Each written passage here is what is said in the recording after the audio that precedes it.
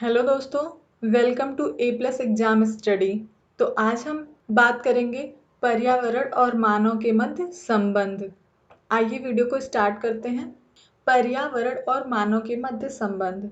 तो सबसे पहले हम ये जान लें कि पर्यावरण और मानव में से सबसे पहले पृथ्वी पर कौन आया, पर्यावरण आया या मानव आया? तो आई थिंक आपका जवाब होगा कि पर्यावरण। तो अगर पर्यावरण पहले आया है तो सोचिए, अगर मानव का इतिहास इतना हजार साल पुराना है तो पर्यावरण का इतिहास कितने हजार साल पुराना होगा। तो इस प्रकार पर्यावरण के एक अंग के रूप में मानव का जन्म हुआ। तो जिस प्रकार से हम मानव के कालक्रम को कई भागों में विभाजित करके अध्ययन करते हैं, उसी प्रकार से पर्यावरण को भी कई कालखंडों में विभाजित करके अध्ययन करना होगा। तो इस क्रम में पहला काल क्या है? आखेटक काल। आखेटक का अर्थ होता है शिकार करना, इसलिए हम इसे शिकारी काल भी कहते हैं। इस काल के मानव जो थे शिकार करते थे और शिकार को खाते भी थे, तो इसलिए इन्हें आदि मानव काल भी कहते हैं। तो इस काल के मानव का जो पर्यावरण के साथ संबंध था वो कारक का संबंध था। कारक का कैसे? जैसे कि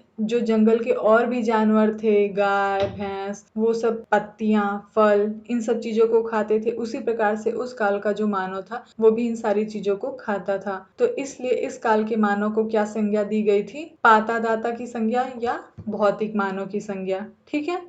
तो इस काल के मानव को धीरे धीरे, मतलब जैसे अब जंगल में ही खाकर सो जाएं या कुछ भी, तो इन्हें हिंसक जंगली जानवर से डर रहता था, कहीं आकर वो मार न दें। तो इसलिए इसके लिए उन्होंने पशुपालन करना शुरू किया। तो दूसरा काल क्या कहलाया? पशुपालन काल। पशुपालन काल में क्या था कि जो मनुष्य था वो पशुओं को पालने लगा। तो इस काल के मानव का संबंध जो बना पर्यावरण के साथ रूपांतरकर्ता या सहायक का संबंध बना। इस काल के मानव ने अपने सुरक्षा के लिए पशुओं को पालना शुरू किया। तो इस काल के मानव सर्वप्रथम समूह में भी रहना प्रारंभ किए, इसीलिए इन्हें सामाजिक मानव कहा गया। तो जब ये साथ में रहने लगे, समूह में रहने लगे, पशुओं को पालने लगे, फिर धीरे धीरे इनके पास क्या हुआ कि खाने की चीजें खत्म होने लगी। तो अब ये सोचने लगे कि अब हम क्या खाएंगे, तो इसलिए इन्होंने धीरे धीरे कृषि करना शुरू किया। तो तीसरे काल को हम कहते हैं कृषि काल। कृषि काल में ये अनाज बैठाते थे, उगाते थे, जिससे खाने के लिए चीजें आ सके। तो इस काल के मानव का संबंध जो पर्यावरण के साथ बना वो परिवर्तनकर्ता का संबंध बना। और इस काल के मानव को संज्ञा क्या दी गई? आर्थिक मानव की संज्ञा दी गई। आर्थिक मानव की संज्ञा इसलिए क्योंकि ये कृषि करना शुरू किया था। ठीक है। और जो वर्तमान काल में जो काल चल रहा है उसे हम कहते हैं प्रौद्योगिकी काल। इस काल के मानव ने पर्यावरण के साथ बहुत छेड़छाड़ किया कि उसे विध्वंसक या विनाशक के कगार पर ले आया है। किसको? पर्यावरण को। इसलिए इसका पर्यावरण के साथ क्या संबंध बना? विध्वंसक का। और इस काल के मानव को हम क्या कहते हैं? प्रौद्योगिकी मानव। तो ये तो बात हुई, इस डायग्राम के माध्यम से हमने पर्यावरण और मानव के मध्य संबंध को समझने की कोशिश की। तो आइए अब एक एक को बारी बारी अच्छे से समझते हैं। पहला है आखेटक काल, शिकारी काल या आदिमानव काल। ठीक है। तो पहला हम लेते हैं आखेटक काल।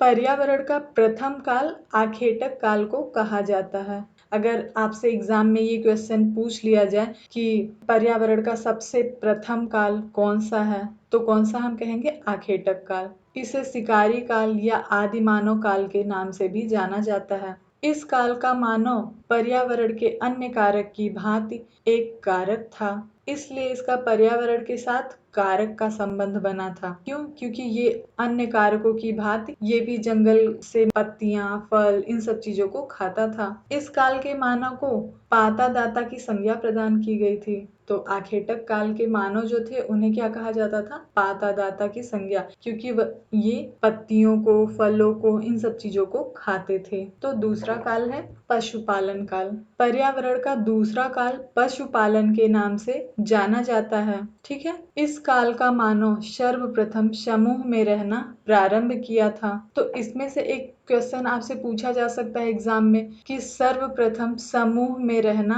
किस काल के मानव ने प्रारंभ किया था? तो हम आंसर देंगे पशुपालन काल के मानव ने। ठीक है। तीसरा पॉइंट, इस काल के मानव का उसके पर्यावरण के साथ रूपांतरकर्ता या सहायक का संबंध बना। इस काल के मानव का पर्यावरण के साथ किसका संबंध बना? रूपांतरकर्ता या सहायक का। ठीक है। इस काल के मानव को सामाजिक मानव की संज्ञा प्रदान की गई। सामाजिक मानव की संज्ञा क्यों प्रदान की गई? क्योंकि इस काल के मानव ने सबसे पहले समूह में रहना प्रारंभ किया। तो आइए तीसरा देखते हैं, कृषि काल। पर्यावरण का तीसरा काल कृषि काल के नाम से जाना जाता है।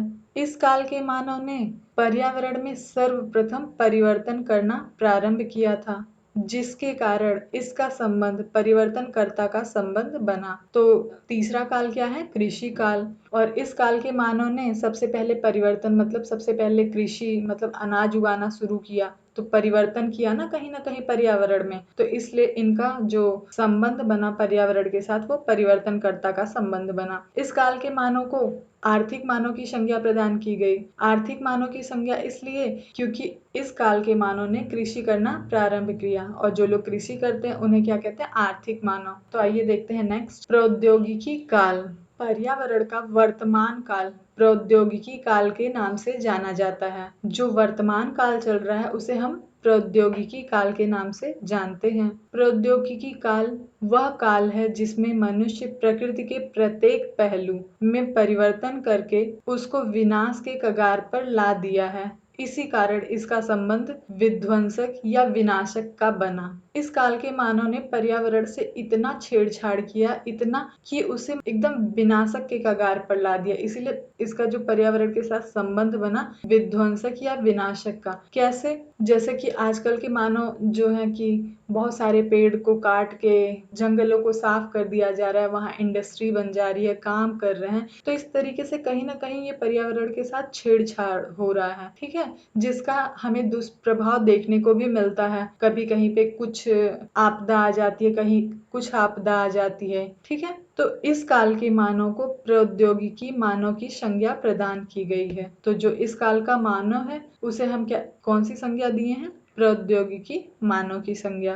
तो आज हमने जाना कि मानव और पर्यावरण के मध्य क्या संबंध है। ठीक है, अगर आपको मेरा वीडियो अच्छा लगता है तो वीडियो को लाइक करें, शेयर करें और मेरे चैनल को सब्सक्राइब करें। साथ ही बेल आइकन को प्रेस करना ना भूलें। और अगर आपको वीडियो देखने के बाद कोई भी डाउट लगता है, कोई भी क्वेश्चन मन में उठता है, तो आप कमेंट करके पूछ सकते हैं। Thank you.